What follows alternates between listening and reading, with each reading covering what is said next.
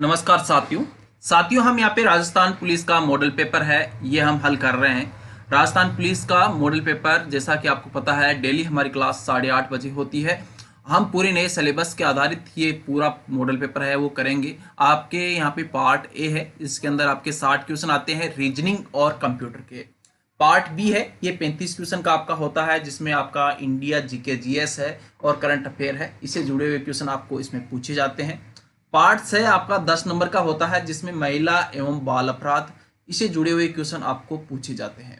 और part D रहा राजस्थान जी की, तो राजस्थान जी के इसके अंदर 45 क्वेश्चन आते हैं, 45 नंबर का रहता है। और हमारा ये जो क्लास है ये मिशन वर्दी 2022 के तहत चल रही है, यानी हम तब तक नहीं झुकेंगे जब तक आपका सिलेक्शन नहीं हो जाता। देखिए, हम सबसे पहले पार्ट ए है उसके अंदर हम करेंगे। पार्ट ए के अंदर हम यहाँ पे आपके लिए लेके आए हैं कंप्यूटर से जुड़े हुए क्वेश्चन। आप यहाँ पे पार्ट ए है उसमें आप क्या देखेंगे, कंप्यूटर से जुड़े हुए क्वेश्चन है वो आप देखेंगे।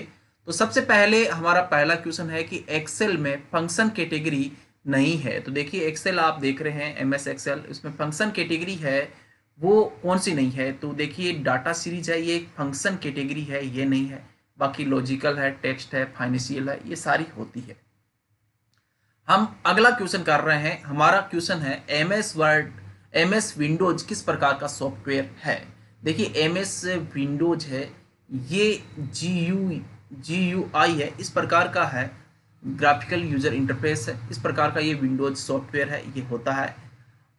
वर्ड में रिप्लेस ऑप्शन उपलब्ध है। देखिए, वर्ड आप देखते हैं, उस वर्ड के अंदर रिप्लेस ऑप्शन है वो आपको कहाँ पे मिलेगा।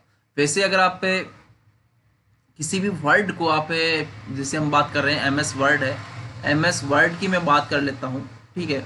एमएस वर्ड है, इसमें आप किसी भी वर्ड को आप सर्च करना चाहते हैं तो आप उसके लिए शॉर्ट की है Ctrl+F।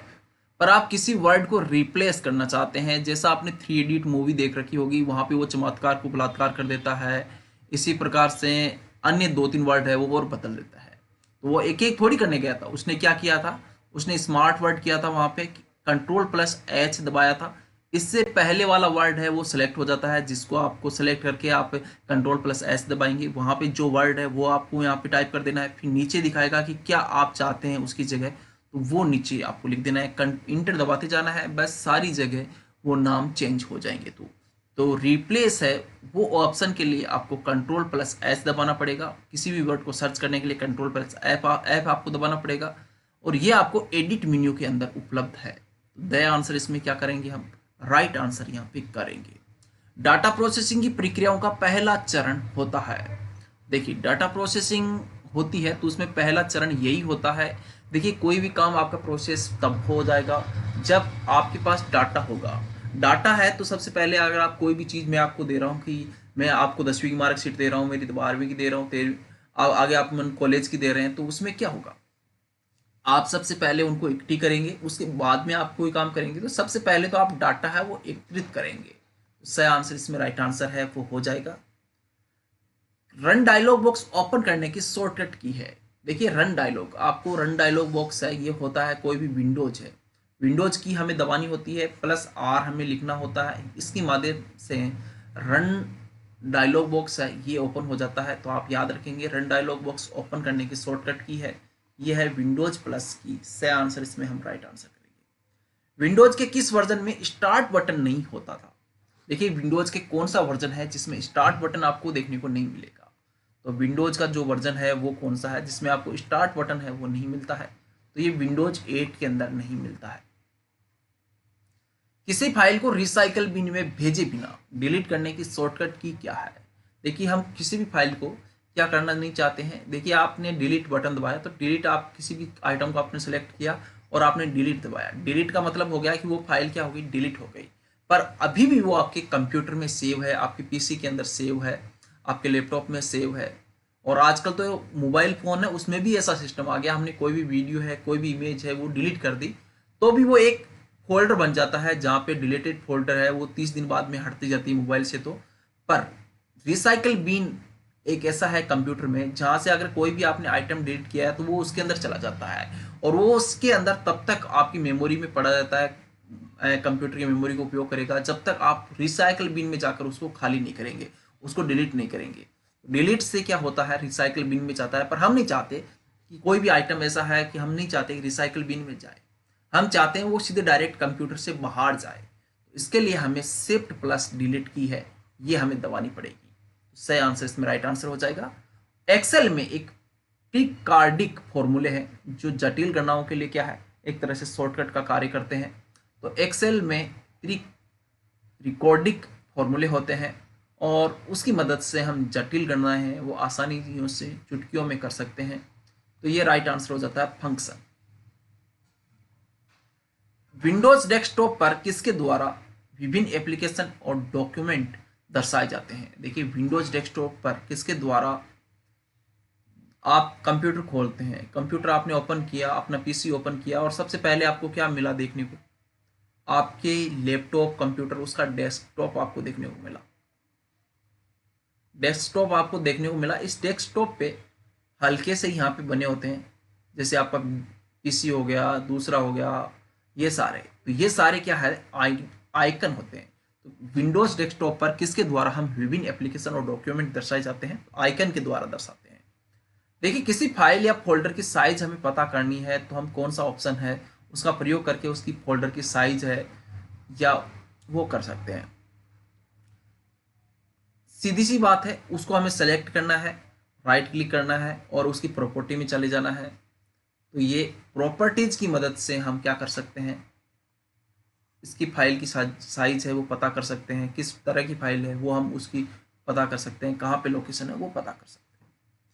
आगे बढ़ने से पहले जिन्होंने हमारा मोबाइल एप्लीकेशन डाउनलोड नहीं कर रखा है तो डाउनलोड कर लीजिए, आपके एग्जाम में बहुत फायदेमंद होगा ये ऐप।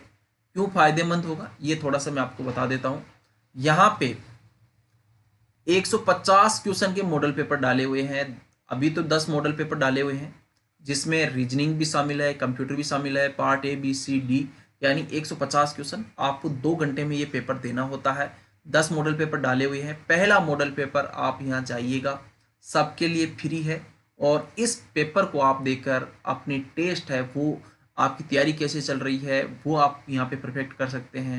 इसके अलावा तैयारी के साथ साथ में आप अपने रैंक है वो जान सकते हैं। वैसे अब तक 150 में से हमारा जिन्होंने भी टेस्ट दिया है उनका मैक्सिमम स्कोर है वो 90.5 रहा है। क्या आप इस रिकॉर्ड को ब्रेक कर सकते हैं? अगर आप ब्रेक कर सकते हैं तो जाइए मॉडल पेपर हमारा दीजिए। पहला मॉडल पेपर है, इसमें 90.15 ये हाईएस्ट स्कोर है, इसको आप ब्रेक कीजिए। अगर आप ब्रेक करते हैं तो मानता हूँ मैं आप इंटेलिजेंट हो और फ्री है पहला टेस्ट, तो जरूर जाइए, लिंक डिस्क्रिप्शन में भी दिया हुआ है। भारत के राष्ट्रपति ने जिस एकमात्र मामले में वीटो शक्ति का प्रयोग किया वह कौन सा था। देखिए भारत के राष्ट्रपति जिनके द्वारा एकमात्र मामला था जिसमें वीटो शक्ति है उसका अपना प्रयोग किया था, तो वो था भैया भारतीय डाकघर संशोधन अधिनियम। भारतीय डाकघर संशोधन अधिनियम के मामले में राष्ट्रपति है उनके द्वारा इसका प्रयोग है वो किया गया था। देखिए लोकसभा के लिए पहले आम चुनाव कब हुए थे। देखिए लोकसभा के लिए पहले आम चुनाव है ये हुए थे 1952 में। कब हुए थे? 1952 है, उसमें लोकसभा के लिए पहले आम चुनाव है वो हुए थे। वह कौन सी सभा है जिसका अध्यक्ष उस सदन का सदस्य नहीं होता है। देखिए हमारी जो संसद है, हमारी संसद है वो 3 चीजों से मिलकर बनी होती है। संसद में क्या क्या होता है? संसद में लोकसभा होती है प्लस राज्यसभा होती है प्लस राष्ट्रपति भी होता है। इन तीनों से मिलकर संसद का निर्माण होता है। देखिए लोकसभा, लोकसभा को निम्न सदन कहते हैं। कौन सा कहते हैं? निम्न सदन कहा जाता है। राज्यसभा है उच्च सदन इसे कहा जाता है। अब बात करते हैं राज्यसभा। राज्यसभा का जो सभापति है वो होता है उपराष्ट्रपति। राज्यसभा का सभापति कौन होता है? उपराष्ट्रपति होता है। और उपराष्ट्रपति को चुनाव के द्वारा नहीं चुना जाता है या किसी भी नहीं चुना जाता है वैसे, तो ये उस सदन का सदस्य नहीं होता है, फिर भी उसका क्या होता है, एक तरह से अध्यक्ष होता है। तो हम कह सकते हैं राज्यसभा का सभापति उपराष्ट्रपति होता है जो कि उसका सदस्य नहीं है फिर भी उसका अध्यक्ष है। मौलिक अधिकारों की सुनवाई करने का अधिकार किसको दिया गया है? देखिए मौलिक अधिकार है, उनकी सुनवाई करने का अधिकार है वो सर्वोच्च न्यायालय और हाई कोर्ट दोनों को दिया गया है, सुप्रीम कोर्ट और हाई कोर्ट दोनों को दिया गया है। परिसीमन के तहत चुनाव में जाने वाला पहला राज्य कौन सा था?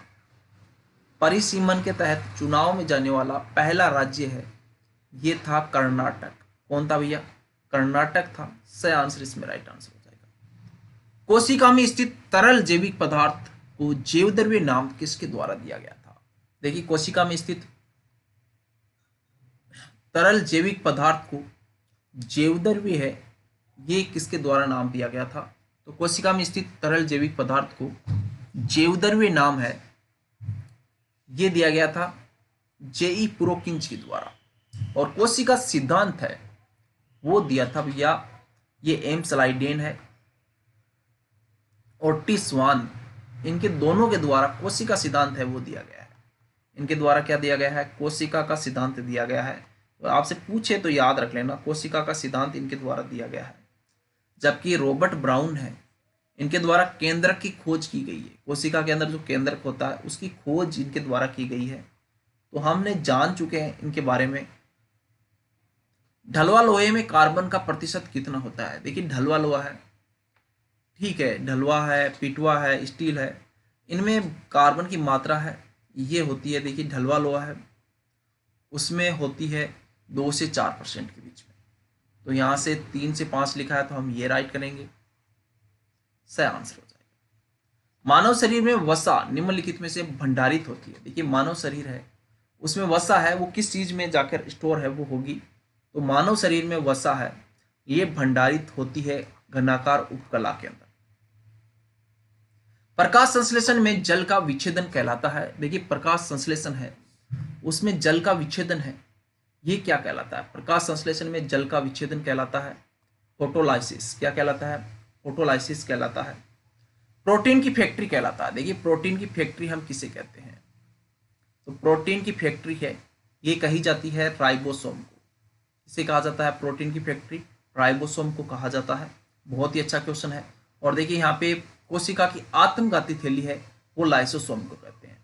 लाइसोसोम को क्या कहा जाता है? लाइसोसोम को कहा जाता है कोशिका की आत्मघाती थैली। जबकि माइटोकॉन्ड्रिया आपने नाम सुना होगा, कोशिका का शक्तिगृह कहलाता है। माइटोकॉन्ड्रिया ये कोशिका का शक्तिगृह कहलाता है, जबकि लाइसोसोम कोशिका की आत्मघाती थैली कहलाती है, जबकि राइबोसोम प्रोटीन की फैक्ट्री कहलाती है। प्रकाश संश्लेषण की प्रक्रिया के लिए सभी हरे पौधों द्वारा अवशोषित सौर ऊर्जा की कितनी प्रतिशतता लगभग होती है? देखिए इस प्रकाश संश्लेषण की प्रक्रिया में जितने भी हरे पौधे हैं वो सौर ऊर्जा का मात्र 1% है वो ले पाते हैं।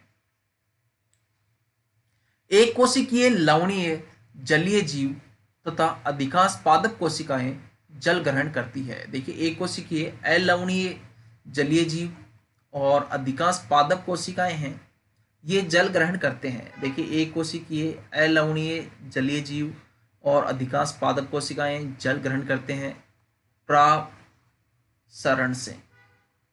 और हमारा अगला क्वेश्चन है, भारत का पहला वन्य जीव रिजर्व कौन सा है? भारत का पहला वन्य जीव रिजर्व है वो कौन सा है? तो भारत का पहला वन्य जीव रिजर्व है वो है, इसकी स्थापना की गई है 1986 में। इसकी स्थापना कहाँ कब की गई है?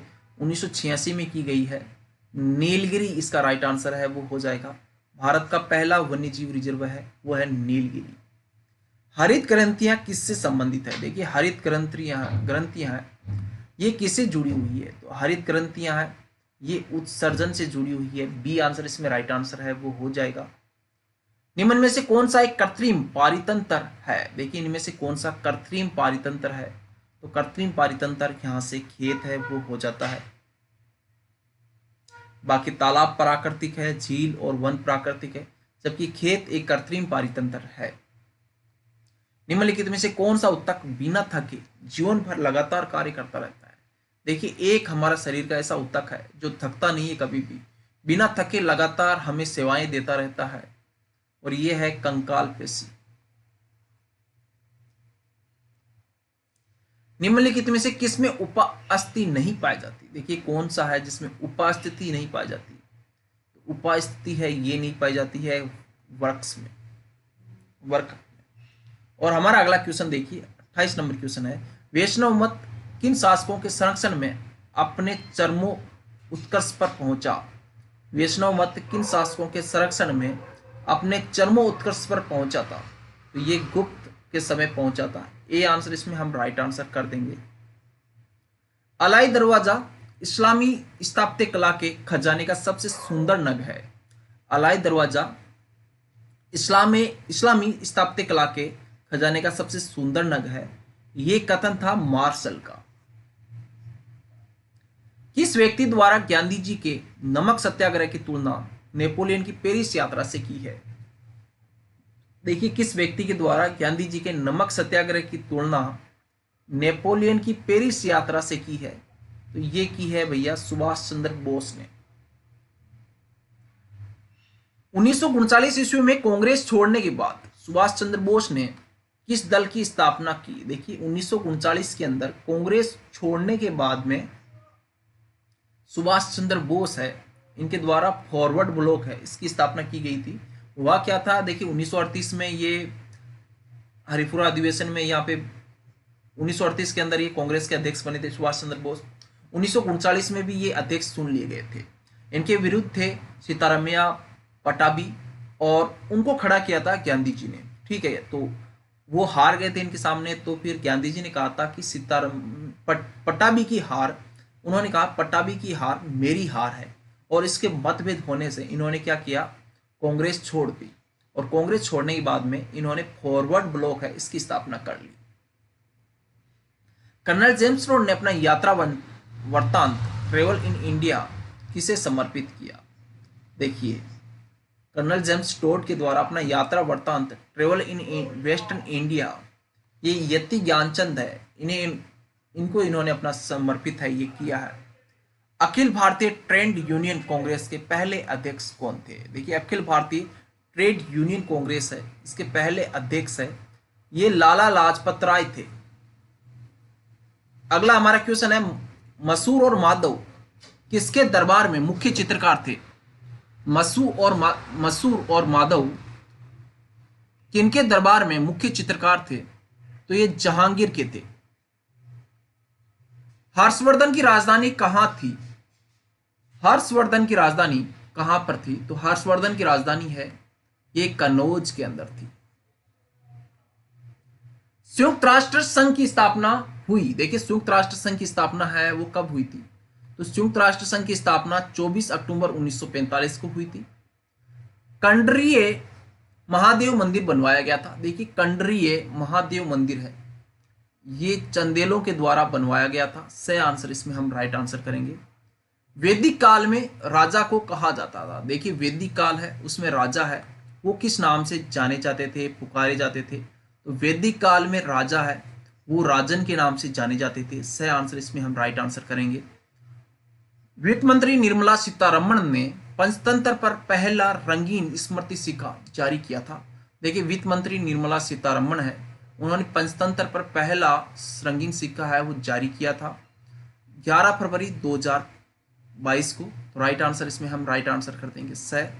देश का पहला व्यावसायिक स्तर का बायोमास आधारित हाइड्रोजन संयंत्र किस में स्थापित किया जाना सुनिश्चित हुआ है? तो ये किस राज्य में स्थापित होना सुनिश्चित हुआ है? तो मध्य प्रदेश के में ये सुनिश्चित है वो हुआ है। दादा साहेब फाल्के अंतर्राष्ट्रीय फिल्म महोत्सव 2022 में सर्वश्रेष्ठ अभिनेता का पुरस्कार किसे दिया गया है?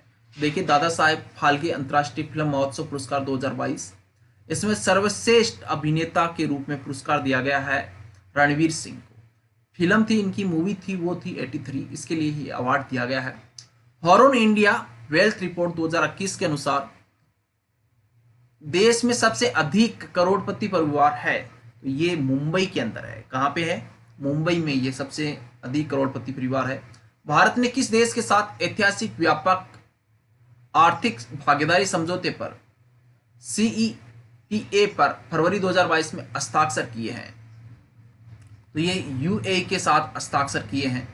निम्नलिखित में से कौन सा बंदरगाह, निम्नलिखित में से कौन सा बंदरगाह, बात कर रहे हैं हम यहाँ पे बंदरगाह की, तो देखिए इनमें से कौन सा बंदरगाह भूमि से घिरा हुआ सबसे गहरा बंदरगाह है। निम्न में से कौन सा बंदरगाह भूमि से घिरा हुआ सबसे गहरा बंदरगाह है, तो ये विशाखापत्तनम है। और अगला हमारा क्वेश्चन देखिए, सौरमंडल के निम्न ग्रहों में सबसे अधिक चमकदार ग्रह कौन सा है। सौरमंडल के निम्न ग्रहों में से सबसे अधिक चमकदार ग्रह कौन सा है, तो ये शुक्र ग्रह सबसे अधिक चमकदार ग्रह है। बाल अधिकारों के संरक्षण हेतु, अब देखिए हम पार्ट सी कर रहे हैं। पार्ट सी बहुत अच्छा इंपॉर्टेंट क्वेश्चन है, 10 क्वेश्चन आपके एग्जाम में आएंगे और इस पूरी उम्मीद के साथ मैं ये मानता हूं कि 10 में से 10 नंबर आप ला सकते हो पार्ट सी में। तो राइट आंसर यहां से हो जाएगा, देखिए बाल अधिकारों के संरक्षण हेतु राष्ट्रीय आयोग में कुल 6 सदस्यों में से 2 महिला होना आवश्यक है। राजस्थान की पहली पॉक्सो कोर्ट किस जिले में स्थापित की गई, तो राज्य की पहली पॉक्सो कोर्ट जयपुर में स्थापित की गई है। किस जिले में स्थापित की गई है, जयपुर में ये स्थापित की गई है। राजस्थान की पहली पॉक्सो कोर्ट जयपुर में स्थापित की गई, जिसकी अधिसूचना कब जारी की गई, देखिए राजस्थान की पहली पॉक्सो कोर्ट जयपुर में स्थापित की गई है और इसकी अधिसूचना 10 जुलाई 2017 को जारी की गई। राज्य में पहला महिला पुलिस थाना कहां खोला गया, राजस्थान में पहला महिला पुलिस थाना ये खोला गया है जयपुर में। पहला चाइल्ड फ्रेंडली थाना है, ये खोला गया सदर धौलपुर के अंदर। चाइल्ड फ्रेंडली थाना सदर धौलपुर में खोला गया है। किशोर न्याय बालकों की देखरेख और संरक्षण अधिनियम 2015 किस वर्ष नियमावली बनाई गई, देखिए आपसे ये क्वेश्चन डायरेक्ट पूछा जाएगा। किशोर न्याय बालकों की देखरेख संरक्षण अधिनियम किस वर्ष आया, तो आपको याद रखना है ये 2015 के अंदर लाया गया था बिल, और इस पर नियमावली है 2016 में से जस्ट अगले साल है वो बना दी गई थी। किशोर न्याय बालकों की देखरेख और संरक्षण अधिनियम 2015, इसमें कितनी धाराएं हैं, तो ये आंसर बताएंगे। और देखिए आंसर बताने के साथ साथ में क्लास को लाइक जरूर कर दिया करो, बहुत अच्छे इंपॉर्टेंट क्वेश्चन आपको यहाँ पे देखने को मिलते हैं। तो एक लाइक आपके लिए मेरा मोटिवेट का कार्य करता है, तो आप एक क्लास को लाइक जरूर किया करें, शेयर जरूर किया करें अपने दोस्तों के बीच में। तो इसमें 10 अध्याय और 112 धाराएं थी। विधि का उल्लंघन करने पर पुलिस किसी बच्ची को निरुद्ध या पकड़ती है, देखिए विधि का उल्लंघन करने पर पुलिस किशोर न्याय अधिनियम 8 के तहत पकड़ती है। यौन शोषण से बच्चों की सुरक्षा का अधिनियम पॉक्सो एक्ट किस वर्ष बना या इसे लागू कब किया गया, देखिए यौन शोषण से बच्चों की सुरक्षा का एक्ट है पॉक्सो एक्ट 2012 में ये बना और इसे लागू किया गया था 14 नवंबर 2012 को।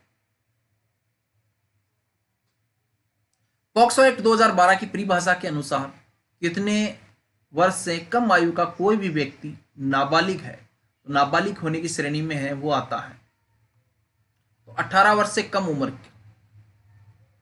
बाल विवाह निषेध अधिनियम 2006 के अंतर्गत जो कोई भी व्यक्ति 18 वर्ष से अधिक आयु का पुरुष वयस्क होते हुए बाल विवाह करेगा वह कठोर कारावास से, जिसकी अवधि 2 वर्ष तक की हो सकती है, जुर्माने से जो कितने रुपए तक का हो सकता है, अथवा दोनों से दंडनीय होगा, तो 1 लाख रुपए हो जाएगा भाई। ठीक है, कितना हो जाएगा, 1 लाख रुपए। आगे बढ़ने से पहले रास्ता पार्ट डी हम करने से पहले जिन्होंने मोबाइल एप्लीकेशन हमारा डाउनलोड नहीं कर रखा है बिल्कुल डाउनलोड कीजिए, आपको लिंक डिस्क्रिप्शन में भी मिल जाएगा। आप ये नाम हमारा चैनल का नाम लिखकर भी प्ले स्टोर में हमारा चैनल का नाम लिखकर भी आप सर्च कर सकते हैं हमारा ये, यहाँ पे बहुत इंपॉर्टेंट आपको मिल जाते हैं। यहाँ पे कोर्स राजस्थान पुलिस का मेरे द्वारा डाला हुआ है वो आप देख सकते हैं, उसमें टेस्ट डाले हुए हैं वो टेस्ट आप दे सकते हैं। बहुत अच्छा और इम्पोर्टेंट आपको ये ऐप है एक तैयारी में। महामारु शैली किससे संबंधित है, देखिए महामारु शैली किस से संबंधित है, तो महामारु शैली है ये प्रतिहार से जुड़ी हुई है। ये आंसर इसमें हम राइट आंसर करते हैं। फारसी इतिहासकारों ने हसमत वाला शासक जिस शासक के लिए कहा है वह कौन सा है, देखिए फारसी इतिहासकारों के द्वारा हसमत वाला शासक है ये कहा है राव मालदेव के लिए। पृथ्वीराज तृतीय के समय चंदेलों की राजधानी कौन सी थी, देखिए पृथ्वीराज तृतीय है उस समय चंदेलों की राजधानी है ये थी महोबा। हमीर महाकाव्य में चाहमानों को बताया गया है। देखिए हमीर महाकाव्य है, उसके अनुसार हमीर महाकाव्य के अनुसार चाहमान है ये बताए गए हैं सूर्यवंशी। क्या बताए गए हैं? सूर्यवंशी ये बताए गए हैं। ये आंसर इसमें राइट आंसर है। मारवाड़ परगना विगत का लेखक कौन है? मारवाड़ परगना विगत, इसके लेखक कौन है? बहुत प्यारा क्वेश्चन है, बहुत अच्छा क्वेश्चन है। इसके लेखक है नेणसी। कौन है भैया? मूणोत नेणसी। मुंडियारी ख्यात में किन शासकों का वर्णन है? मुंडियारी ख्यात, इसमें किन शासकों का वर्णन हमें मिलता है? तो मुंडियारी ख्यात इसमें मारवाड़ राठौड़ शासकों का वर्णन है, वो मिल जाता है। राठौड़ यानी आप मारवाड़ कर सकते हैं। दुगारी झील के नाम से जानी जाती है। देखिए दुगारी झील के नाम से कौन सी झील है ये जानी जाती है? तो आंसर बताइए, सभी जने बताइए। बहुत अच्छा प्यारा क्वेश्चन है। तो कनक सागर बूंदी है, ये जानी जाती है। और हमारा अगला क्वेश्चन देखिए, ये भी बहुत अच्छा क्वेश्चन है, बहुत प्यारा क्वेश्चन है। स्पाइरुलिना नामक शैवाल किस झील के नमक में पाया जाता है? स्पाइरुलिना नामक शैवाल किस झील के नमक में पाया जाता है? तो ये सांभर झील के नमक में स्पाइरुलिना नामक शैवाल है, ये पाया जाता है। भारत की सबसे बड़ी कृत्रिम झील कौन सी है? भारत की सबसे बड़ी कृत्रिम झील है गोविंद सागर है। ये आंसर हम राइट आंसर करेंगे। बनास नदी पर बना इसरदा बांध परियोजना कहां पर स्थित है? बनास नदी पर बनी हुई इसरदा बांध परियोजना ये कहां पर स्थित है? तो इसरदा बांध परियोजना सवाई माधोपुर में स्थित है। द आंसर हम यहाँ पे राइट आंसर करेंगे। तालाब का सबसे ऊंचा स्थान जहां से तैराक कूदते हैं कहलाता है। देखिए तालाब का सबसे ऊंचा स्थान जहां से तैराक कूदते हैं ताकिया कहलाता है। क्या कहलाता है? ताकिया ये कहलाता है। बी आंसर हम राइट आंसर यहाँ पे कर देते हैं। और देखिए बहुत अच्छा क्वेश्चन है ये। वृक्षारोपण के लिए संदेश देने वाला प्रमुख संत कौन सा है? देखिए वृक्षारोपण है उसके लिए संदेश देने वाले प्रमुख ये है राजा राम जी। ठीक है, ए आंसर इसमें राइट आंसर है। राजस्थान में निम्नलिखित राज्यपालों में से कौन राज्यपाल बनने के पूर्व राजस्थान लोक सेवा आयोग के सदस्य रहे हैं?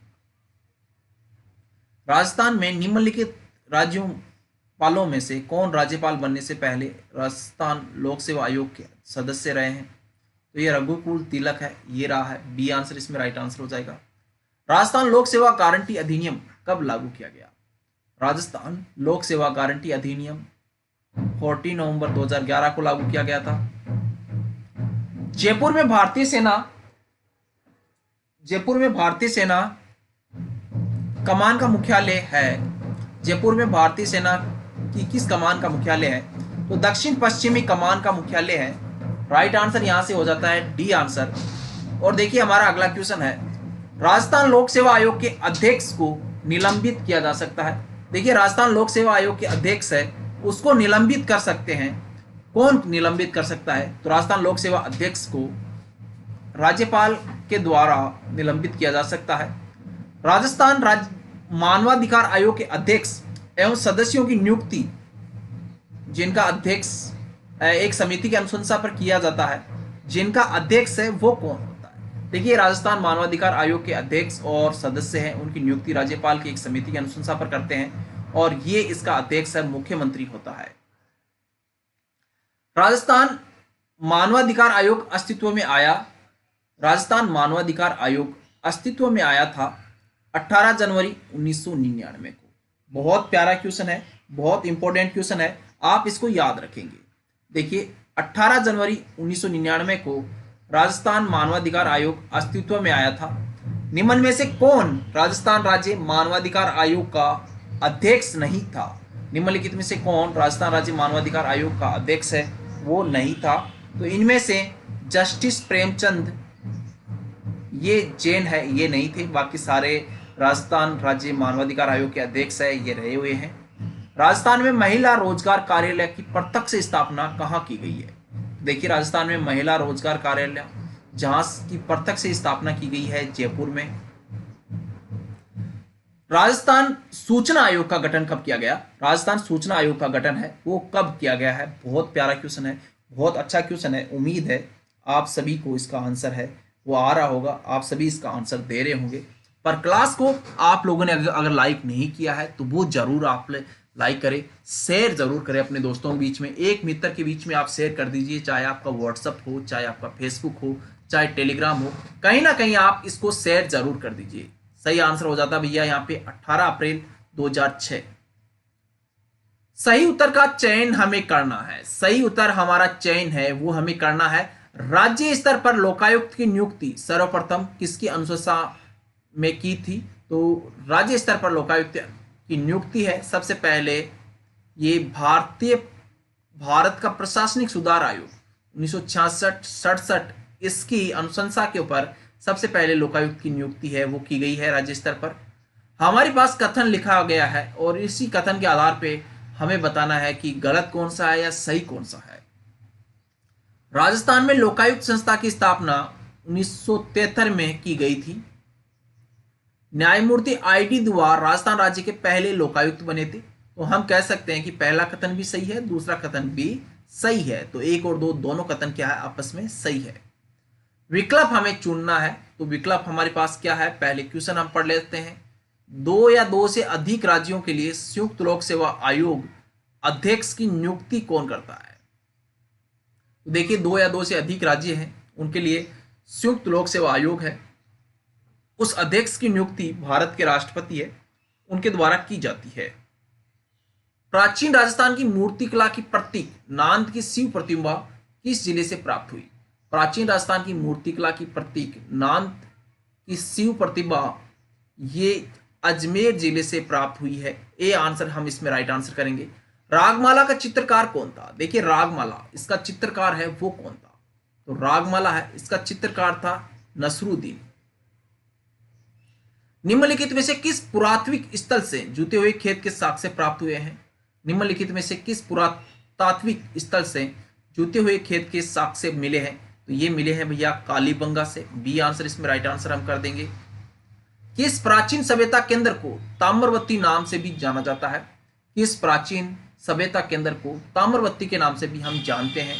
तो ये प्राचीन स्थान है जिसको इस सभ्यता है ये है अहाड़ सभ्यता, जिसको हम ताम्रवती के नाम से भी जानते हैं।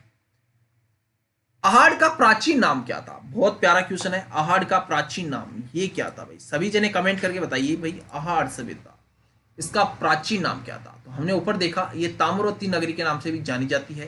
तो अहाड़ सभ्यता ताम्रवती नगरी के नाम से जानी जाती है। बहुत प्यारा क्वेश्चन है। तो ए आंसर यहां से हो जाएगा।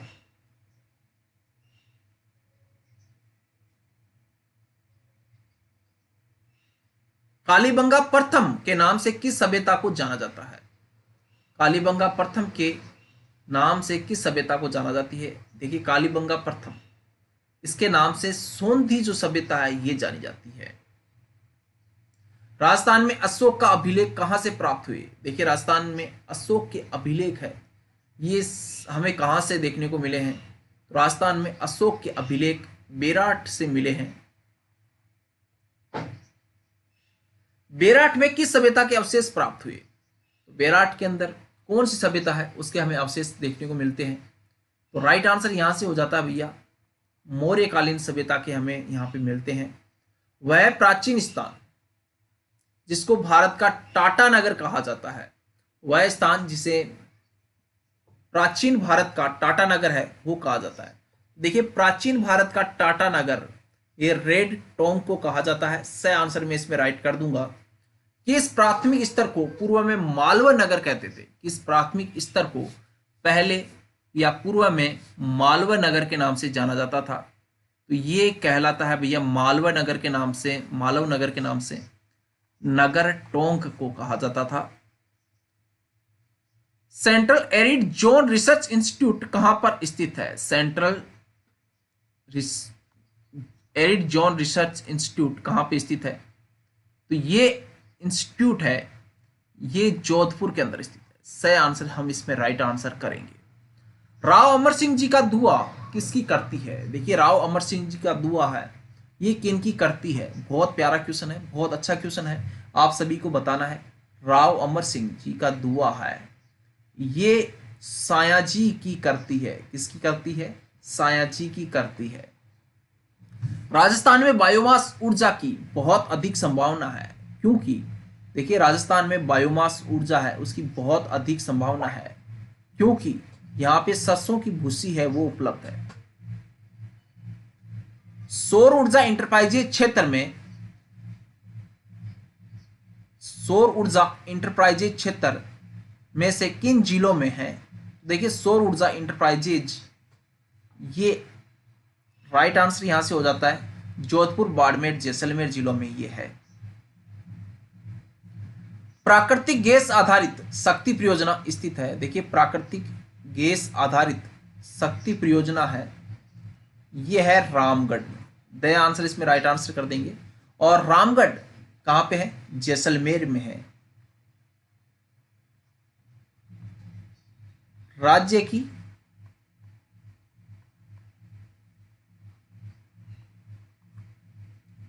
प्रथम गैस आधारित योजना,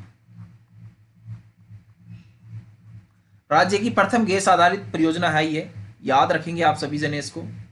देखिए राजस्थान में कौन सा मुख्यमंत्री शुभ लक्ष्मी योजना का उद्देश्य है? राजस्थान में कौन सा मुख्यमंत्री शुभ लक्ष्मी योजना का उद्देश्य है? तो ये गर्भवती बालिकाओं की सहायता करना, ये राजस्थान में शुभ लक्ष्मी योजना है, मुख्यमंत्री शुभ लक्ष्मी योजना है, इसका उद्देश्य है। किस संप्रदाय या पंथ के सत्संग अलिक दरीबा कहलाते थे? देखिए किस संप्रदाय या पंथ के सत्संग अलग दरीबा है ये कहलाते हैं? तो ये दादू पंथ के सत्संग है, ये अलग दरीबा के नाम से जाने जाते हैं। और दादू पंथ से जुड़ा हुआ एक क्वेश्चन एग्जाम में जरूर पूछा जाता है, तो ये आप सभी को आना चाहिए। सुराना के हवा महल एवं मालजी का कमरा किस जिले में स्थित है? देखिए सुराना के हवा महल और मालजी का कमरा है, ये चूरू में स्थित है। कहां पे स्थित है? चूरू के अंदर स्थित है। नया सवेरा क्या है? देखिए नया सवेरा ये डोडा पोस्ट से पूर्ण नशा मुक्ति कार्यक्रम है। कृषि एवं ग्रामीण विकास कार्यक्रमों की सभी प्रकार की साख आवश्यकताओं की पूर्ति करने वाली एकमात्र संस्था कौन सी है? कृषि एवं ग्रामीण विकास कार्यक्रमों की सभी प्रकार की साख आवश्यकताओं की पूर्ति करने वाली एकमात्र संस्था है नाबार्ड, और इसकी स्थापना की गई थी 1982 में। ठीक है, याद रखेंगे। राष्ट्रीय कृषि एवं ग्रामीण विकास बैंक, राष्ट्रीय कृषि एवं ग्रामीण विकास बैंक सेम क्या है? तो सेम जलमग्नता से उत्पन्न एक समस्या है, तो ये याद रखेंगे, सेम जलमग्नता से उत्पन्न एक समस्या। तो ये आज की क्लास थी। उम्मीद है आज की क्लास आप सभी को बहुत अच्छी लगी होगी। अगर बहुत अच्छी लगती है तो अपना प्यार है वो आप क्लास को लाइक करके शेयर करके दिखा सकते हैं। कमेंट अगर आप करते हो तो भी बहुत अच्छा है, तो कमेंट कर सकते हैं आप, लाइक कर सकते हैं, शेयर कर सकते हैं, और अपना प्यार है वो दर्शा सकते हैं कि आपको हमारी क्लास कितनी अच्छी लगती है। साथ में ये जो हमारा मोबाइल एप्लीकेशन है, जिसको आप, ये वाला हमारा जो चैनल का नाम है, ये आप गूगल प्ले स्टोर में बिना स्पेस दिए हुए लिखकर सर्च कर सकते हैं, और इस लोगों के साथ हमारा मोबाइल एप्लीकेशन आप डाउनलोड कर सकते हैं। यहाँ पे आपको PDF है, इस मॉडल पेपर की PDF आपको यहाँ पे देखने को मिल जाएगी। यहाँ पे आपको बहुत सारे टेस्ट है वो आपको देखने को मिल जाएगा। अगर आप कोर्स यहाँ से टेस्ट के रूप में परचेज करना चाहते हैं तो राजस्थान पुलिस का आप यहाँ से कोर्स है वो भी परचेज कर सकते हैं, वो भी आप लोगों के लिए बहुत इंपॉर्टेंट है। ठीक है, तो उम्मीद है आप सभी को अच्छे लगेंगे। तो मिलते हैं नई क्लास के साथ, तब तक के लिए अलविदा। जय हिंद, जय भारत।